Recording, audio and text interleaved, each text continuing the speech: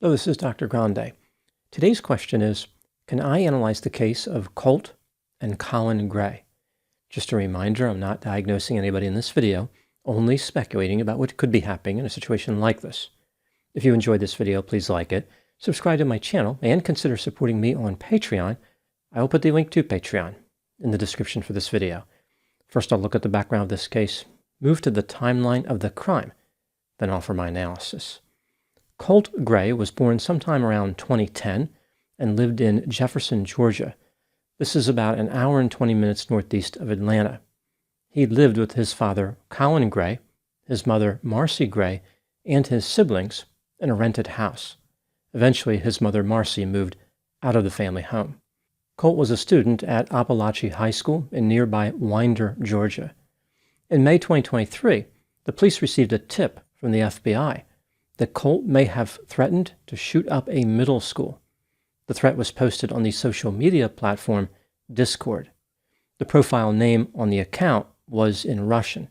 The translation spelled out the name Lanza, as in the Sandy Hook Elementary School shooter Adam Lanza. The email address for the account was connected to Colt Gray. The police spoke to Colt.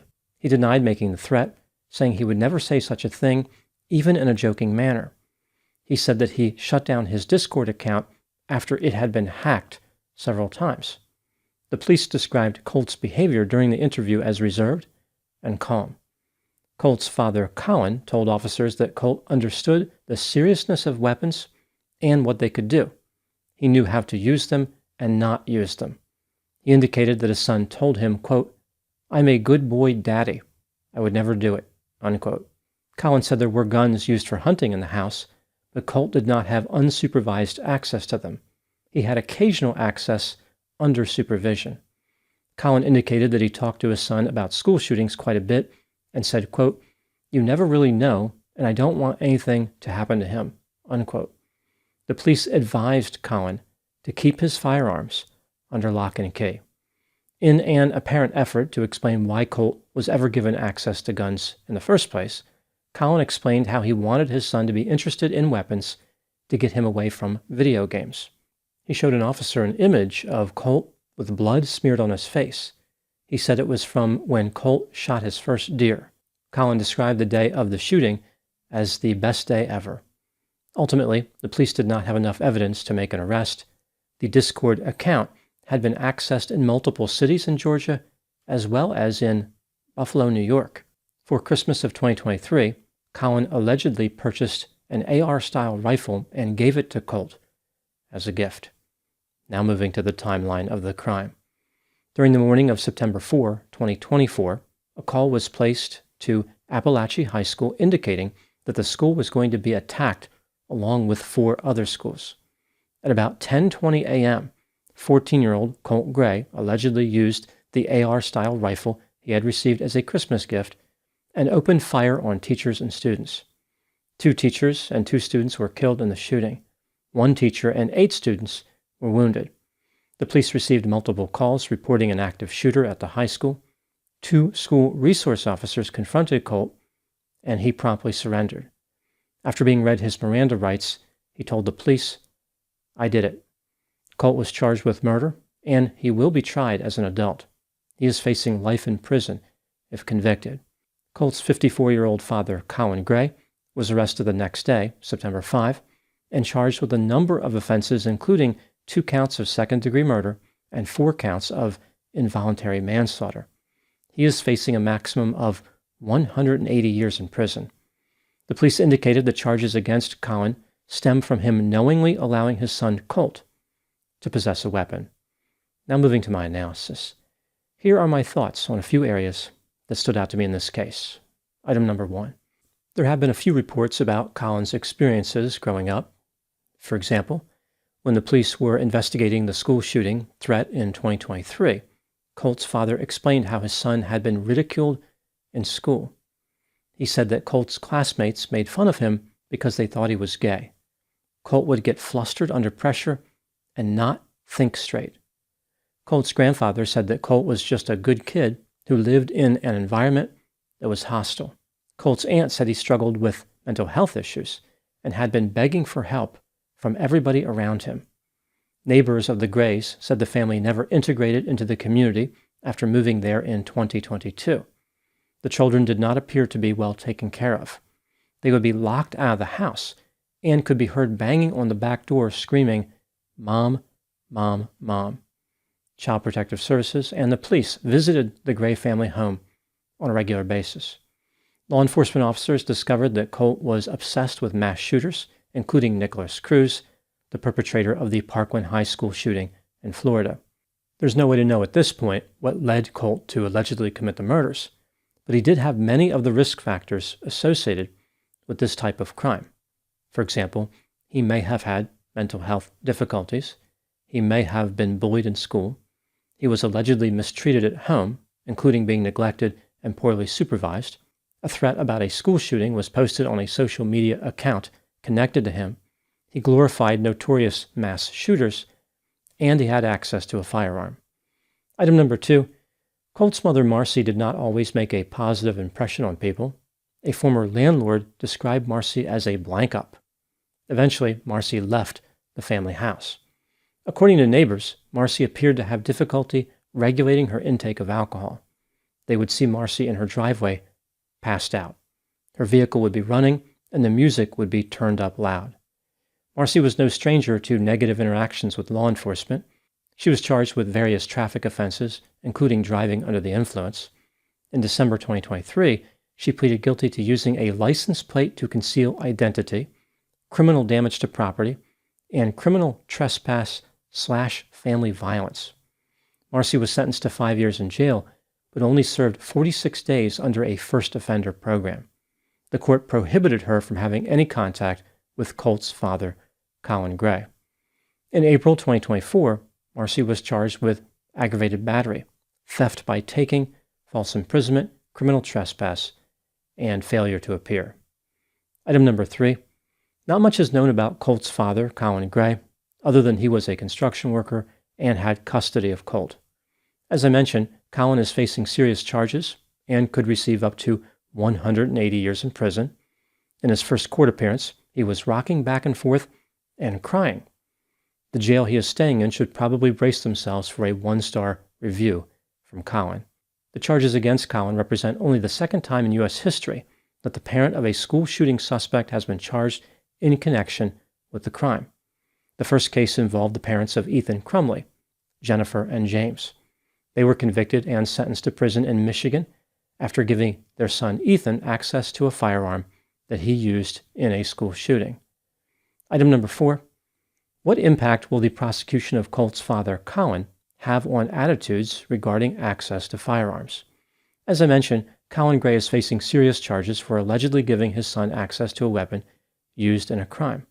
The Crumley case from Michigan set a precedent that parents can be held responsible for murders committed by their children. Jennifer and James Crumley ignored warning signs that their son Ethan was dangerous.